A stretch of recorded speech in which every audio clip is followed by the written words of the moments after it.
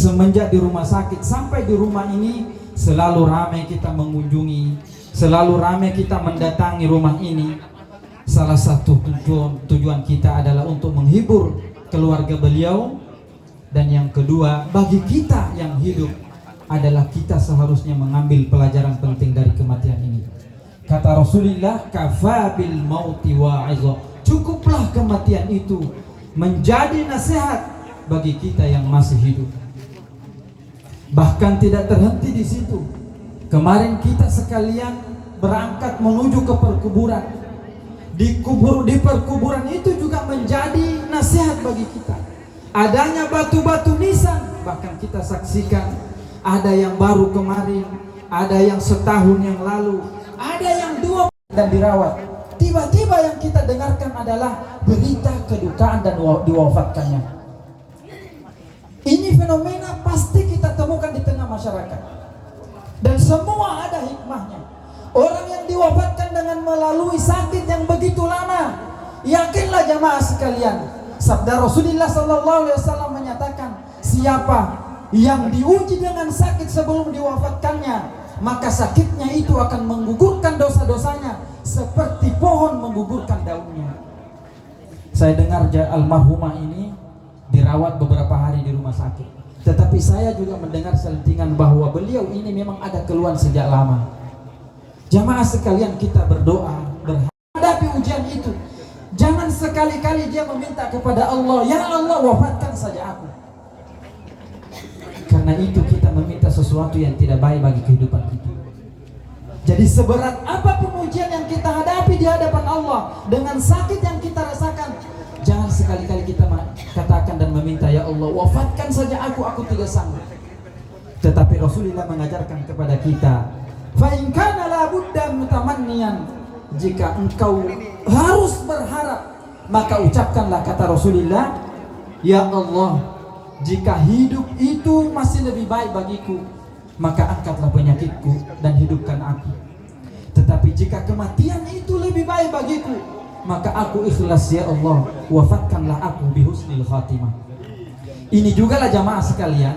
Jadi kalau kita menjenguk orang yang kita saksikan secara fisik, dia sudah sangat susah menghadapi kehidupannya, tersiksa dia, salah satu doa yang dianjurkan untuk kita, doa ini, ya Allah, jika hidup itu lebih baik baginya, maka angkatlah penyakitnya, dan jika kematian itu lebih baik baginya, wafatkanlah dia dengan husnul khatimah.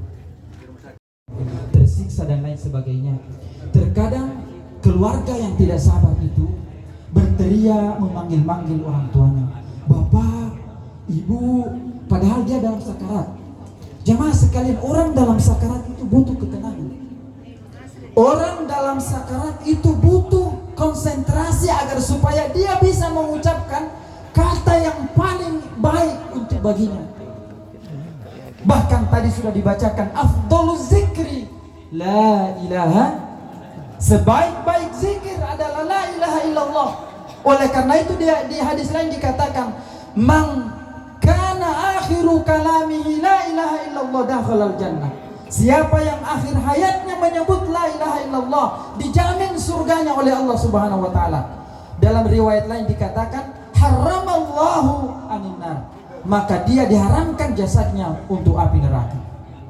Tapi anaknya menangis berteriak-teriak memanggil orang tuanya, sehingga kita tidak bisa memastikan ucapan yang terakhir diucapkan oleh almarhum apakah la ilaha illallah atau yang lain. Maka dengan ini jamaah sekalian, di dalam kitab Imam Al-Qurtubi beliau mengajarkan kepada kita bagaimana cara mentalqin. Mohon diperhatikan dengan baik jamaah sekalian, karena mungkin pengalaman pribadi saya, tetapi saya tidak tahu di keluarga yang lain apakah hal ini juga dilihat. Terkadang kita melihat ada orang menghadapi sakarat dan kita tidak pernah bisa memastikan beliau ini mengucapkan la ilaha illallah atau tidak. Kenapa? Karena teriakan kita, panggilan kita, bahkan masih dijawab iya nak dengan kesakitan. Apakah ungkapannya la ilaha illallah atau ungkapan yang terakhir itu adalah jawaban panggilan kita? Maka ketika kita memanggil lalu mengatakan iya nak, iya ma, lalu diwafatkan oleh Allah, maka kalimat terakhirnya bukan la ilaha illallah. Maka jemaah sekalian, mari kita memperhatikan apabila kita melihat keluarga kita, saudara kita, orang tua kita menghadapi sakarat, bimbinglah ia dengan baik. Pelan-pelan. Kalau sudah satu-satu nafasnya, bahkan kadang-kadang kaki itu sudah dingin, artinya ruhnya sudah mulai naik. Disitulah orang terdekatnya sangat dibutuhkan untuk membisikkan kepadanya, wahai ayah, wahai bapak, ucapkan dan ikuti aku, la ilaha illallah. Jika kelihatan mulutnya bergerak, pastikan bahwa itu insya Allah la ilaha illallah. Dan kalau dia sudah mengucapkan, tidak perlu lagi diajak bicara, diamkanlah dia menghadapi sakaratnya. Mudah-mudahan dengan la ilaha illallah itu sudah dicabut dan diwafatkan oleh Allah. Bukan kita mengharap dipercepat, tidak, tapi kita mengharap kalimat terakhirnya la ilaha illallah. Kalau sudah la ilaha illallah lalu kita panggil lagi, Pak, apa yang dirasa? Dia bilang sakit sekali, nak. Maka ditakutkan ucapan terakhirnya sakit sekali, bukan la ilaha illallah.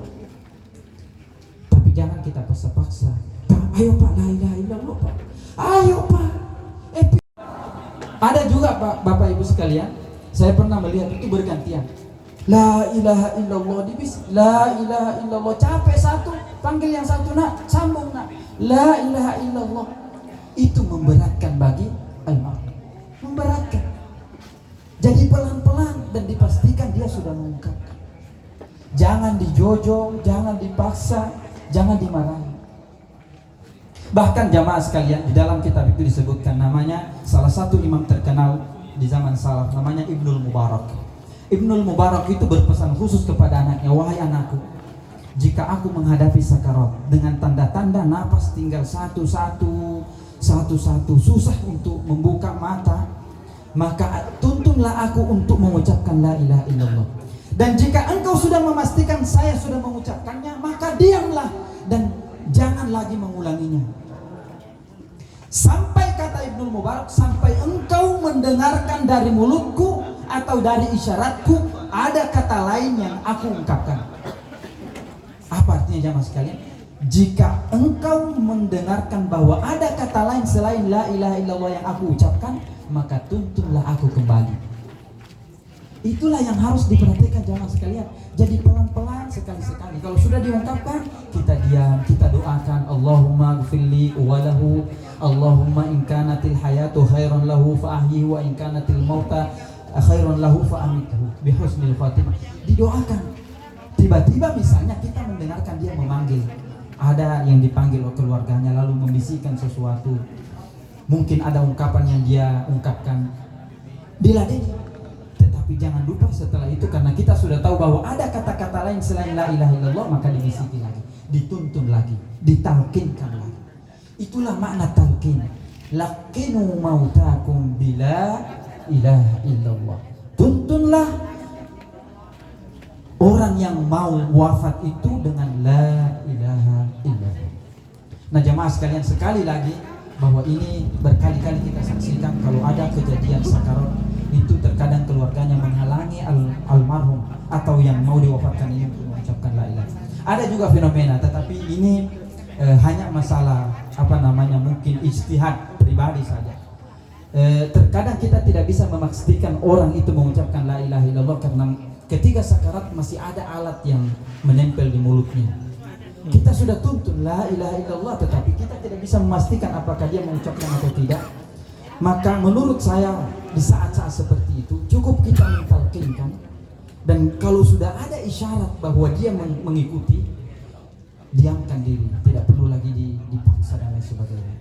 Dengan alat yang masih ada misalnya kalau dibutuhkan. Bahkan beberapa orang kalau saya melihat itu, ada orang yang mau diwafatkan, alat itu diminta untuk dibuka. Dan ketika dibuka, alhamdulillah kelihatan bahwa dia mengucapkan memang dengan jelas la ilaha illallah. Ini hanya sekedar pandangan, nanti jamaah sekalian kalau ada misalnya orang tua dan lain sebagainya meminta buka, kita juga kadang harus melihat apa sebenarnya permintaannya. Jangan-jangan dia ingin melafatkan sesuatu, menunjukkan kepada kita dan kita tidak paham. Sebenarnya semua itu adalah ada tanda-tandanya jamaah sekalian bagi kita orang hidup, tinggal kita bagaimana cara menjalaninya. Jamaah takziah yang dimuliakan Allah Subhanahu wa ta'ala, Ada hadis lain di dalam kitab At-Tazkirah yang disebutkan oleh Rasulullah sallallahu alaihi wasallam, "Idza hadara mautakum fa'ajmi'ul basara fa innal basara yattabi'ur ruh." Jika salah seorang di antara kalian didatangi maut, maka biasanya matanya itu melihat ke atas. Karena hakikatnya mata di saat dicabut ruh itu mengikuti ruh. Maka jika ada orang diwafatkan lalu tiba-tiba kelihatan terbelalak matanya, artinya matanya ke atas, kita tidak boleh takut. Kita tidak boleh takut. Tetapi yang harus kita lakukan adalah menyegerakan untuk menutup matanya. Jangan didiamkan lama, karena kalau sudah lama dan kaku mau ditutup susah. Begitu diwafatkan dan kelihatan matanya ke atas, mumpung masih baru sekali, maka segera ditutup mata. Tapi ada caranya. Kata Rasulullah sallallahu alaihi wasallam, "Bismillahi wa ala millati Rasulillah." Dengan menyebut nama Allah, wa ala millati Rasulillah, semoga tetap dalam agama Nabi Muhammad sallallahu alaihi wasallam. Ditutuplah matanya. Tetapi kalau setelah ditutup terbuka kembali, jangan lari. Jangan lari. Ambilkan kapas, bisa dibasahi supaya dia berat, kemudian ditutupkan. Tapi itu biasanya terjadi kalau memang sudah lama lalu tidak ditutup. Kalau baru dan insya Allah kalau dibacakan Bismillahirrahmanirrahim wa ala millati Rasulillah, maka insya Allah tertutup. Bahkan dalam riwayat lain disebutkan, dalam asar lain disebutkan Bismillahirrahmanirrahim wa ala millati Rasulillah summa sabbih. Summa sabbih itu maksudnya baca tasbih. Subhanallahi wa bihamdihi subhanallahil azim. Bisa ditambahkan Subhanallahi wa bihamdihi, boleh Subhanallahi wa bihamdihi subhanallahil azim. Karena ini adalah satu zikir yang diajarkan Rasulullah, ringan di dalam ucapan, walakinnahu tsaqilun fil mizan, berat di dalam timbangan. Jemaah takziah yang dimuliakan Allah Subhanahu wa taala. Jadi terkadang di dalam kehidupan kita jemaah sekalian ada beberapa hal yang terkadang terlupakan di dalam kehidupan kita. Bahwa seharusnya orang yang mau diwafatkan itu bisa menghadapi proses sakaratnya dengan tenang, tetapi justru terganggu karena kita yang ada di sekelilingnya tidak mengerti ketika kita melihat orang yang sakarat. Jadi hakikatnya kalau ada orang sakarat, jangan terlalu banyak orang yang mendekatinya, berteriak, bahkan kadang-kadang menangis dengan suara keras. Itu mempersusah dan mempersulit proses sakaratnya. Sebagai penutup jamaah sekalian, di dalam buku itu diriwayatkan, ketika orang datang sakarat, sebenarnya ujian terberat datang di situ bagi seorang yang mau diwafatkan. Ujian terberatnya apa? Karena dia akan didatangi dua setan. Satu dari sebelah kanannya, satu dari sebelah kirinya. Dan ujian itu berat sekali. Karena memang setan itu berusaha mengalihkan keyakinan seseorang agar dia bisa beralih kepada kesyirikan di penghujung hayatnya. Maka dikenallah istilah husnul khotimah dengan su'ul khotimah. Orang yang mengikuti bisikan setan pada saat sakaratnya bisa mengalami su'ul khotimah. Tetapi orang yang mengatakan dan kuat la ilaha illallah, maka disebutkan husnul khatimah. Maka la ilaha illallah itu tanda husnul khatimah. Maka jamaah sekalian, bahkan Imam Al-Qurtubi mengatakan beratnya ujiannya karena terkadang setan itu datang dalam bayangan menyerupai orang yang terdekat. Misalnya datang dengan godaan berbentuk orang tuanya. Nah, orang tua kan, siapa yang tidak percaya kalau orang tua datang dengan mengatakan, "Ini nak, saya orang tuamu datang begini, berbuatlah syirik, ikut menyembah Allah, ini yang engkau sembah." Tetapi kan bagi orang yang beriman pasti dikuatkan hatinya untuk mengatakan, walaupun orang tua saya, tetapi ajakannya ajakan setan. Maka orang di saat-saat itu harus dikuatkan la ilaha illallah. Di dalam buku itu bahkan dikisahkan ada orang dibisikkan la ilaha illallah kepadanya, lalu menjawab, "La, tidak." Kaget orang yang membisikkan la ilaha illallah. Kenapa ini ada orang ditalkin? Jawabannya la. Kita tidak boleh bersuuzon. Kenapa? Karena dalam riwayat itu diceritakan ternyata orang ini saat digoda setan, datang juga keluarganya membisikkan la ilaha illallah, dia kuat hatinya. Ketika ketika setan itu mengatakan berbuat syiriklah kepada Allah, maka dia katakan la, tidak sama sekali. Artinya pendirian dan imannya kokoh. Maka jamaah sekalian, antara dua ini, jangan kalau kita mentalkikan lalu kita mendengarkan kata-kata tidak, aku tidak mau, itu jangan kita langsung memvonis bahwa dia menolak kita untuk mengucapkan la ilaha illallah. Belum tentu, karena dia lagi berjuang menghadapi godaan syaitan. Dimuliakan Allah Subhanahu wa taala. Bagaimana caranya agar la ilaha illallah itu ringan untuk kita ungkapkan di akhir-akhir kita? Kita tidak bisa katakan kita kan hafal hari-hari la ilaha illallah, mudah saat kita hidup, tapi saat sakarat tidak semudah apa yang kita bayangkan. Ada orang mau mengucapkan la ilaha illallah hanya mengatakan tidak bisa. Maka salah satu caranya jamaah sekalian, kita memohon kepada Allah dengan doa, Allahumma a'inni ala dzikrika wa syukrika wa husni ibadati. Itu doa, itu kan hari-hari kita baca setelah sholat, tapi kita besitkan di dalam hati. Salah satu yang saya minta, ya Allah, mudahkan aku mengucapkan la ilaha illallah saat sakaratul maut. Apalagi di saat kita selesai zikir sholat itu disambung la ilaha illallah 10 kali minimal. Ada yang mengatakan 3 kali selain maghrib dan subuh, tetapi ada yang meriwayatkan la ilaha illallah itu minimal 10 kali setiap kita selesai sholat, sebelum kita mengatakan subhanallah, alhamdulillah, Allahu akbar, untuk agar bisa mengucapkan la ilaha illallah saat sakarat. Mudah-mudahan jamaah sekalian, kita semua yang ada di sini, insya Allah, dan termasuk almarhumah, kita doakan bahwa akhir hayatnya beliau sempat mengucapkan la ilaha illallah dan beliau diwafatkan dalam keadaan husnul khatimah. Kita berdoa semoga dilapangkan kuburnya dan dirahmati oleh Allah Subhanahu wa taala. Pagi dan petang sudah diperlihatkan surganya insya Allah, sehingga menjadi kabar gembira bagi dia di alam kuburnya. Dan kita doakan semoga seluruh keluarganya yang ditinggalkan diberikan ketabahan, kesabaran, karena ketabahan dan kesabaran yang dilakukan seseorang saat mendapatkan musibah adalah mendapatkan ganjaran pahala di sisi Allah Subhanahu wa taala. Al-Fatihah. A'udzubillahi. Kita di rumah duka Kelvin punya ibu AKBP Purnawirawan ULPA. Ya, jadi warga baru dengan ketua kerukunan tol-tol ini ketua kerukunan Pak Dokter kepala suku ini udah palak sebenarnya asalnya. Tapi sini pejabat kabit di Bapeda, Pak Ketua. Iya. Ucapan belasungkawa kepada almarhumah. Iya. Assalamualaikum warahmatullahi wabarakatuh. Ya. Saya mewakili teman-teman pengurus dan seluruh warga KKT ya, KKT yang berada di Kota Palu mengucapkan turut berduka cita yang mendalam atas berpulangnya terhormatullah Ibu AKBP Purnawirawan ULPA Samtemas, dan kami hadir di sini juga untuk mewakili dari KKT. Semoga almarhum mendapat tempat yang layak. Amin amin ya rabbal alamin. Amin ya rabbal alamin.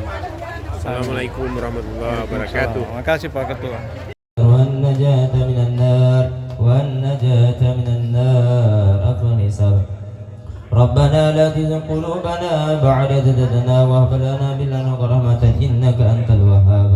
اللهم بارك لنا في أسماعنا وأبصارنا وقوتنا وأزواجنا وذريتنا وتب علينا إنك أنت التواب الرحيم.